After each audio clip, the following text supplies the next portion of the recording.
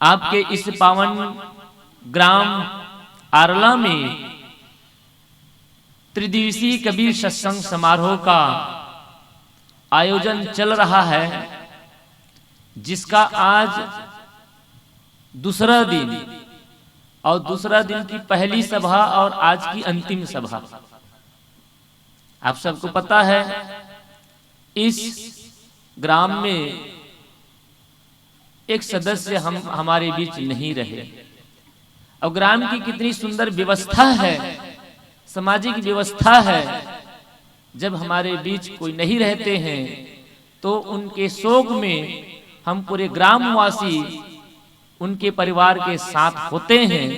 इसीलिए हम आज के कार्यक्रम को एक समय स्थगित भी किए। सज्जनों, माता बहनों, ये आज की घटना नहीं है कि आज हमारे बीच से कोई चले गए। ये नित्य प्रतिदिन की घटना है। लेकिन जब वो घटना हमारे गांव में, घर में, अपने परिवार में जब होती है तब मुझे ख्याल आता है।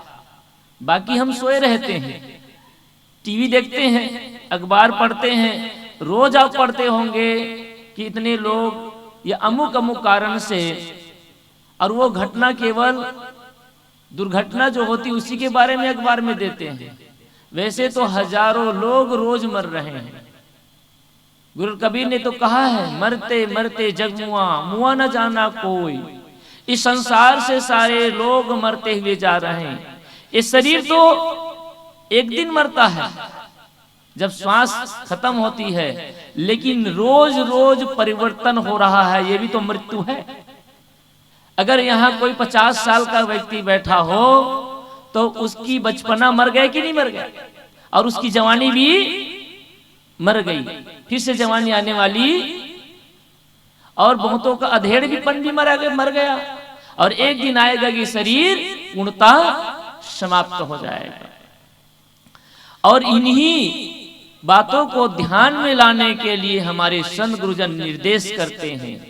दो की याद सदैव रखिए, आत्मा की याद, जिसे गुरु कबीर ने राम कहा, उस राम का स्मरण निरंतर करते रहिए। राम नाम भजु, राम नाम भजु, चेत देख मन माही हो। गुरु कबीर ने कहा कि हे लोगों, राम का भजन करते रहिए। कैसे भजन करते रहें? तो श्वास श्वास में नाम ले, वृथा श्वास मत खोए। न जाने वह श्वास का आवन हो वन हो। हर श्वास में, साहब जी ने कल बहुत विस्तार से बताया कितना सत्संग करें, तो हर श्वास में हम स्मरण करें। कर से काम मन से राम, कहीं कबीर सरे दो। हाथ से काम करिए, हाथ से मेहनत करिए, और मन से सदगुरु का भजन करिए, चिंतन करिए, याद करिए। दोनों काम हो सकता है कि नहीं हो सकता? जब हमारी माताएं जब भोजन बनाती हैं तो भोजन बनाते समय आप प्रसन्न चित रहें, और प्रसन्न चित होकर के भजन गुनगुनाते हुए भोजन बनाएं। वो भोजन प्रसाद बन जाएगा। माताएं जब झाड़ू लगाती हैं, झाड़ू लगाते लगाते मां मन में ये भाव पैदा करें कि मन की गंदगी को भी हमें बाहर करना है। तो घर की गंदगी तो बाहर करते ही करते हैं, ये मन की गंदगी भी साफ हो जाएगी। हमारे भाई लोग खेत में काम करते हैं, बाजार में काम करते हैं, दुकान में काम करते हैं, ऑफिस में काम करते हैं, जहां भी जाकर आप करते हैं वहां काम करते रहिए। और काम करते करते आप अपने सद्गुरु का स्मरण करते रहिए, भजन गुनगुनाते रहिए, और मन को भी परखते रहिए। मन में कोई गंदे विचार तो नहीं आ रहे हैं। जब इस प्रकार से आप करते हैं तो रोज निरंतर भजन होगा। ये जो सत्संग हो रहा है, ये केवल यही सत्संग नहीं है, आप अपने साथ होते हैं वो भी सत्संग है। और किसी संत गुरुजन के सानिध्य में होते हैं, चाहे वो अकेले ही क्यों ना हो, और दोनों मिलकर के अगर सत्य की चर्चा करते हैं, संवाद करते हैं, अरे पिता पुत्र के बीच में आप संवाद करते हैं, पति और पत्नी प्रेम से सत्संग की चर्चा करते हैं, गुरु की महिमा का गुणगान करते हैं, तो वो भी सत्संग है। सत्संग केवल पंडाल से नहीं, ये तो समारोह है। इसलिए हम लोग क्या लिखते हैं, सत्संग समारोह। सत्संग का समारोह है वो, लेकिन सत्संग तो आप रोज कर सकते हैं, नित्य प्रतिदिन कर सकते हैं, उसके लिए कोई समारोह की जरूरत नहीं है। गुरुवर कबीर का एक बहुत ही प्यारा दोहा है, चाह गई चिंता मिटी मनवा बेपरवाह, और जिनको कछु नहीं चाहिए सोई सहनपति साह। इस दोहा को, जिसको गुरुवर कबीर ने अपने शब्द में साखी कहते हैं, सदगुरु कबीर साहब की विशेषता यह है कि वो जो भी बात करते हैं तो वो अपने तरीके से करते हैं, अपने ढंग से करते हैं, और उसका अपना एक अर्थ देते हैं। देखिए कितना सुंदर कहते हैं। आप सबने बार बार इसका स्मरण किया होगा, मनन किया होगा, बार बार आपने सत्संग के द्वारा सुना होगा। हेलो, गुरुवर कबीर कहते हैं, चाह गई चिंता मिटी। चिंता कब मिटती है?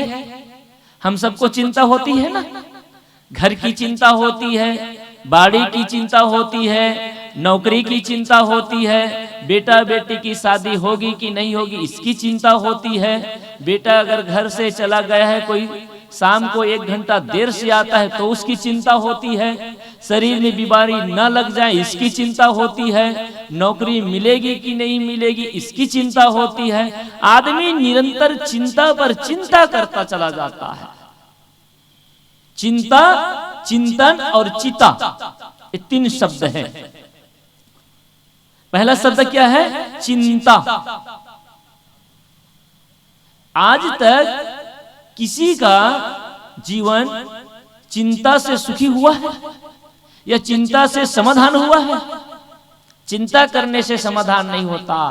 चिंता चित्त को जलाता है, चिता शरीर को जलाता है, और चिंतन आपके जीवन को श्रेष्ठ बनाता है।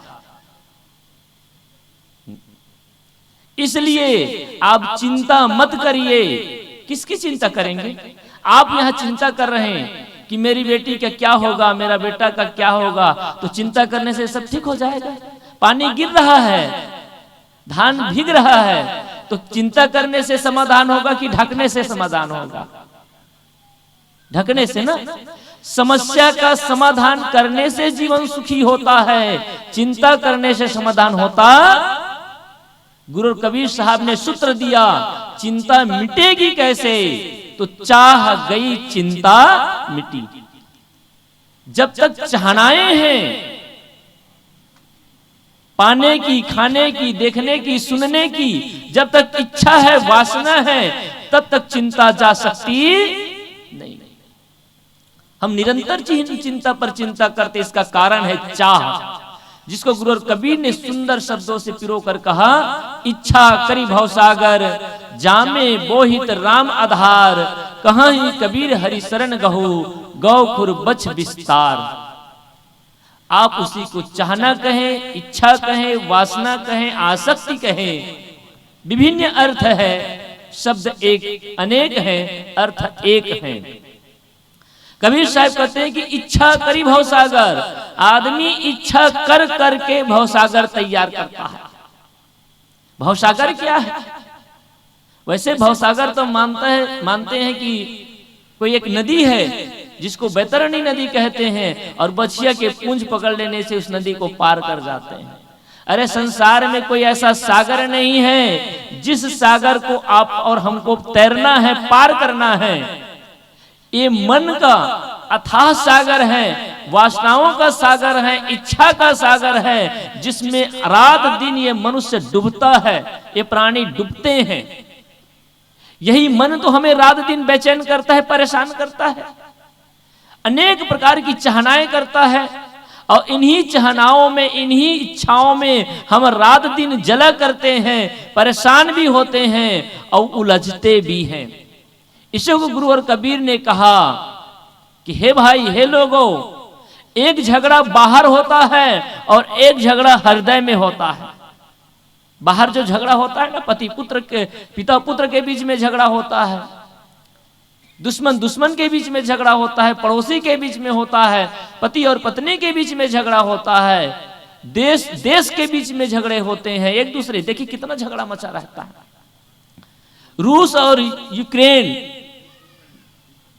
3 साल से लड़ रहे हैं, 3 साल से लगातार, रोज इधर से बमबारी उधर से बमबारी। हमारी सेनाओं के बीच में देखिए, रोज हमारे छत्तीसगढ़ में ही कुछ ऐसे अंचल हैं जहां पर माओवादी रहते हैं, जिसको नक्सलाइट भी कहते हैं, और हमारी सेना के बीच में रोज मुठभेड़ होते हैं। तो कभी सेना मारी जाती है तो कभी नक्सलाइट मारे जाते हैं। कल की ही घटना है, कल 22 नक्सलाइट मारे गए, तो 15 दिन पहले हमारे 11 जवान भी शहीद हो गए। तो निरंतर लड़ाई चलती रहती है। इन लड़ाइयों के बीच में ये हृदय की लड़ाई है। गुरु कबीर साहब ने कहा, संतो घर में झगड़ा भारी, 5 ढोठा एक नारी, न्यारो न्यारो भोजन चाहे, 5 अधिक सवादी, कोई काहू का हटा न माने, आप हुई आप मुरादी, दुर्मति केर दुहागिन मेटे, ढोठई चाप चपेरे, कहें कबीर सुनो भाई साधु, जो घर की रार निबेरे।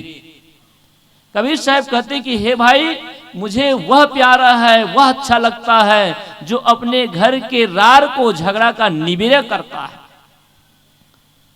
मैं कह रहा था कि एक संसार में झगड़ा मचा हुआ है, और इस संसार में जो झगड़ा हो रहा है उसका भी कारण है कि इस हृदय में झगड़ा है। यहाँ का झगड़ा अगर समाप्त नहीं होता तब तक दुनिया का कोई झगड़ा समाप्त नहीं हो सकता। चाहे वो समाज का झगड़ा हो, चाहे परिवार का झगड़ा हो, चाहे गांव का झगड़ा हो, चाहे राष्ट्र का झगड़ा हो, सभी झगड़ाओं के केंद्र में है कि हमारे हृदय में झगड़ा मचा हुआ है। कौन सा झगड़ा मचा हुआ है? इस शरीर में जो जीवात्मा रूपी मालिक है, इसको ये मनोरूपी पत्नी और 5 ज्ञान इंद्र रूपी बेटे आपस में मिल करके लड़ते रहते हैं, झगड़ते रहते हैं। आंख कहती है कि सुंदर रूप दिखाओ, सब कान कहते हैं कि सुंदर शब्द सुनाओ, त्वचा कहते कि सुंदर स्पर्श कराओ, और जीभ कहती कि सुंदर सुंदर भोजन कराओ। आदमी को नचाता है ना। एक बीड़ी की लत लग गई, अरे बीड़ी की हिम्मत, किसी को मीठा खाने की लत लग गई। हमारे गुरुजी कहते थे कि एक आदमी को तो खपड़ा खाने की आदत हो गई। आदत कहीं भी हो सकती है बंधु, ऐसा नहीं कि केवल बीड़ी सिगरेट की आदत लगती है। आदमी अगर आदत बना ले तो खपड़े खाने की भी आदत। संयोग से वो शहर गया। अब शहर में खपड़ा कहां से मिले? पक्का पक्का भवन था। सवेरे से गया था, शाम होने को चला था, खपड़ा खाया ही नहीं था। उसका मन बड़ा बेचैन था। संयोग की बात, जलपान के साथ साथ में चाय भी दिया। चाय किस में दिया? कुल्हड़ में दिया। जब चाय में कुल्हड़ में चाय दिया, उत्तर भारत में जाए तो अभी भी कुल्हड़ में चाय मिलती है। तो चाय दिए, तो वो जा करके चाय को तो फेंक दिया और बाथरूम में जा करके चुपके से चाप चाप के खा रहा था। एक आदमी ने सोचा, जी 10-15 मिनट हो गए, अभी तक निकलता नहीं। फिर इंतजार किया, आधा घंटा हो निकलता नहीं। लेकिन जैसे मुसवा कुतरता रहता है ना, वैसे कुतरने की आवाज आई। वो आदमी कुतर कुतर के बेचारे कुल्हड़ को चाप चाप कर खा रहा था। झांक करके देख पाया, क्या कर रहे हो भाई? जब देख ही लिए तो बड़े संकोच से खोले, कहे भैया सवेरे से मैंने कोई चाक खाया नहीं है, कुछ खाया नहीं है, इसलिए बड़ी याद सता रही थी, इसलिए वो क्या खा रहा था? खपड़ा खा रहा था। तो आदमी कहीं भी वासना बना सकता है। ये जो हमारा मन है ना, ये रात दिन बेचैन करता है, रात दिन हमको परेशान करता है। इसलिए गुरु कबीर साहब ने कहा, चाह गई चिंता मिटी। अगर चिंताओं से मुक्त होना चाहते हैं तो चाहनाओं को कम करिए, इच्छा को कम करिए। जितनी हमारी इच्छा कम होगी उतना ही हम सुखी होंगे। और इच्छा तभी कम हो सकती है जब हम अपने जीवन में संयम लाएंगे, मन इंद्रियों को संयमित रखेंगे। आज आदमी का मन संयमित नहीं है, इंद्रियां संयमित नहीं हैं, और इसी का परिणाम है न खाने योग्य पदार्थ को खाते हैं, न देखने योग्य दृश्य को आप देखते हैं, न जाने योग्य जगह में आप जाते हैं और जीवन को बर्बाद करते हैं। इसलिए माता बहनों से भी निवेदन है कि आप संयत जीवन जिए, उतनी ही वस्तुओं का उपयोग करें जितना आवश्यक है। आज अनावश्यक चीजों को खरीद करके हम अपने मन बुद्धि को भी खराब करते हैं और घर को तो कबाड़ खाना बना दिए हैं। किसी ने कितना सुंदर कहा है, बेटी फैशन में और बेटा व्यसन में और माँ बाप है टेंशन में, है नहीं? क्या है? माँ बाप टेंशन में। तो फैशन मत करें, व्यसन मत करें, दोनों का त्याग करें। दोनों अनावश्यक है, आवश्यक पर विचार करिए। आपका आवश्यकता क्या है? मानव का सुंदर जीवन मिला है, जीवन किस लिए मिला है और आप और हम क्या कर रहे हैं? कभी विचार किए? साहब ने, अन्य संतों ने सुंदर विचार दिया कि जीवन को समझिए, भजन को समझिए, सत्संग को समझिए और जीवन के महत्व को भी समझिए। तो चाह गई चिंता मिटी, मनवा बेपरवाह। और जिसकी चिंताएं मिट गई, जो निश्चिंत हो गया। कैसे निश्चिंत हो गया? जिसको कछु नहीं चाहिए सोई सहनपति साह। जिसको कुछ नहीं चाहिए वो सहनपति साह बनता है, राजा बनता है। जिसको चाहनाएं होती हैं, जिसको इच्छा होती है, वो राजा नहीं बनता है। धनी धर्मदास साहब आप सब जानते हैं, हमारे कबीर पंथ के एक प्रथम आचार्य हुए हैं गुरुगद्दी के। क्या कौन थे? धनी धर्म साहब। धनी कब बने? राजा थे तब धनी बने कि सबको दान कर दिए तब धनी बने? है ना? आप धनी धर्मदास के अनुयायी हैं, कबीर पंथ के अनुयायी हैं, और इस कबीर पंथ के एक बहुत बड़े आचार्य हुए हैं धनी धर्मदास साहब, जिसकी गद्दी है। हम उसकी पूजा भी करते हैं, उसको स्मरण भी करते हैं। ओ धनी धर्मदास साहब जब सब चीज को त्याग दिए, जब सब चीज का दान कर दिए और सब चीज को दान करके परमार्थ में लग गए, भक्ति में लग गए, गुरु के शरण में लग गए, तो असली धन को पाए। इसलिए वो धनी धर्मदास कहलाए। असली धन क्या है? भक्ति रूपी असली धन को पा गए वो। और भक्ति रूपी जब असली धन को पा गए तो उस भक्ति के प्रताप से, उस भक्ति के शक्ति से उसने मुक्ति को भी प्राप्त किए। चाह गई चिंता मिटी, मनवा बेपरवाह। और जिनको कछु नहीं चाहिए, बहुत बड़ा शब्द है, कहने में बहुत सरल है, मुझे कुछ नहीं चाहिए। ये भाव, इस भाव में जिए। पति पत्नी के बीच साधुओं की चर्चा नहीं है, हम सबकी भी चर्चा है। हम बड़ा तभी बनेंगे, गुरु और कबीर के वो सुंदर पद आप बार बार सुनते हैं, गुनगुनाते हैं। क्या? मन लागो मेरो यार फकीरी में, जो सुख पायो राम भजन में, सो सुख नाही। इस शब्द सही लगता है कि बस ऐसे ही लगता है? सही लगता है ना? लेकिन घर जाते ही भूल जाते हैं। घर जाते क्या लगता है? मन लागो मेरो यार धन में, पैसा में, बीड़ी में, सिगरेट में, स्त्री में, पुत्र में। मन लागो मेरो यार जुआ में, मन लागो मेरो यार घूमने में, टीवी में, इसमें है ना? गुरु और कबीर साहब कहते हैं मन लागो मेरो यार फकीरी में। गुरु और कबीर साहब कहते हैं कि जो फकीरी में जो मजा है, फकीरी में जो सुख है, मजा लूट बंदे गुरु बंदगी का। आपने ये भी भजन सुना होगा। इसलिए फकीरी में, फकीरी का मतलब क्या होता है? फकीरी का मतलब यह होता है कि आपके पास सब कुछ होते हुए भी आप सात्विक जीवन जिए, सहज जीवन जिए, और आपके पास जो कुछ है उसको धर्म परमार्थ में लगा करके बड़े प्रेम के साथ रहते हैं, इसको फकीरी कहते हैं। है सब कुछ लेकिन उसकी कोई चाहना नहीं है। जो मिल गया उसी में आप खुश हैं, उसी में प्रसन्न हैं। जो प्राप्त है, ये सूत्र याद रखिए, जो प्राप्त है वो पर्याप्त है।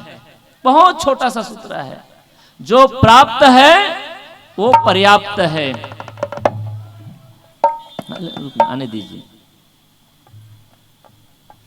Hello chief, hello. नहीं बैठे।